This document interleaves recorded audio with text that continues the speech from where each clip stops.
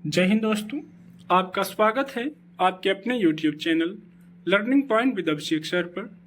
दोस्तों, अगर आप चैनल पर नए हैं तो चैनल को सब्सक्राइब कर लीजिए और बेल आइकन प्रेस कीजिए ताकि आप डेली डिक्टेशन पा सकें। दोस्तों, आप सबके लिए एपीएस का पेड बैच भी चलाया जा रहा है, जिसमें आपको निबंध, जीवनी, योजना, कुरुक्षेत्र, कहानी और आध्यात्मिक लेख के मैटर दिए गए हैं।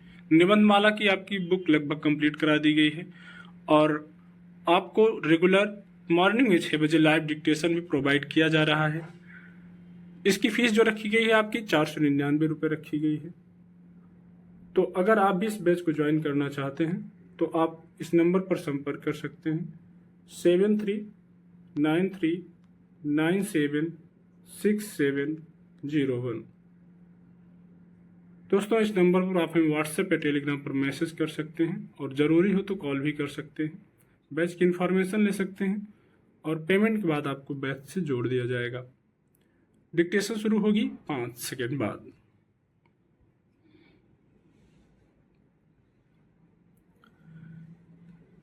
चिकित्सा पाठ्यक्रमों में दाखिले के लिए आयोजित इस बार की राष्ट्रीय पात्रता सह प्रवेश परीक्षा यानी नीट को लेकर उठे विवाद ने एक बार फिर प्रतियोगी और प्रवेश परीक्षाओं की विश्वसनीयता पर उठते सवाल गहरे कर दिए हैं।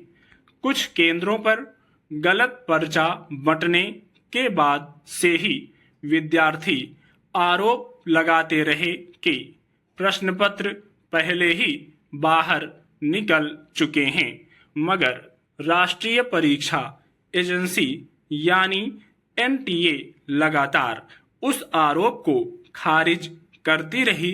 फिर नतीजे आए तो उसमें कई विसंगतियां देखी गईं। 67 विद्यार्थियों को पूरे 720 अंक मिले थे। करीब 1600 विद्यार्थियों को कृपांक दिए गए।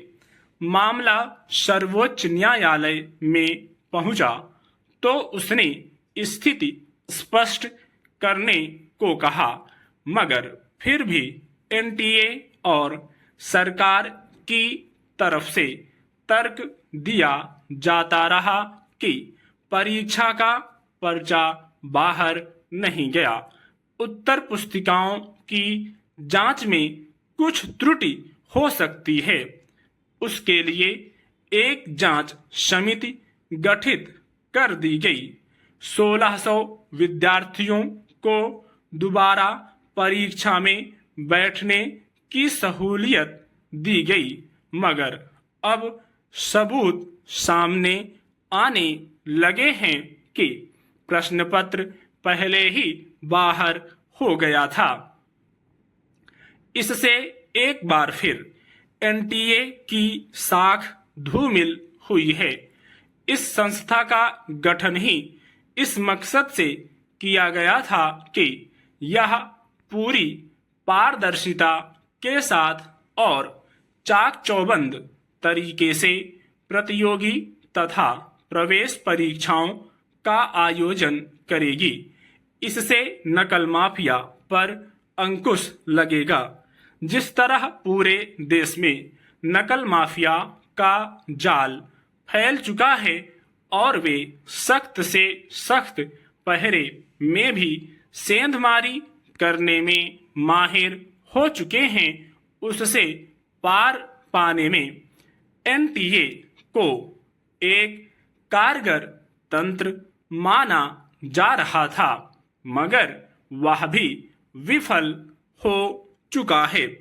इंजीनियरिंग और मेडिकल प्रवेश परीक्षाओं के पर्चे फोड़ने में सबसे अधिक कोचिंग संस्थानों का हाथ देखा गया है।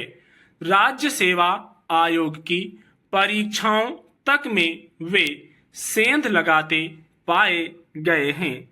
उन पर नकेल कसने का अभी तक कोई पुख्ता तंत्र नहीं बन पाया है। परीक्षाओं में धांधली होनहार विद्यार्थियों के भविष्य से खिलवाड़ और व्यवस्था में औसत तथा अयोग्य लोगों की फौज जमा करते जाने की कोशिश है। बिना दृढ़ राजनीतिक इच्छा शक्ति के इस प्रवृत्ति पर अंकुश लगाना मुश्किल है। कई बच्चे आलसी और थुलथुल हो रहे हैं। वे पार्क में नहीं जाते, कमरे से बाहर निकलना पसंद नहीं करते, खेलकूद पर्वतारोहण नहीं करते, कुछ साझा नहीं करते। एक और नकारात्मक प्रभाव की अनगिनत किशोर और युवा सेल्फी लेने के चक्कर में जान से हाथ धो बैठे। दरअसल इंसान ने ही ये उपकरण बनाए हैं। आत्ममुग्धता ही इंसान की कमजोरी है। स्टॉप।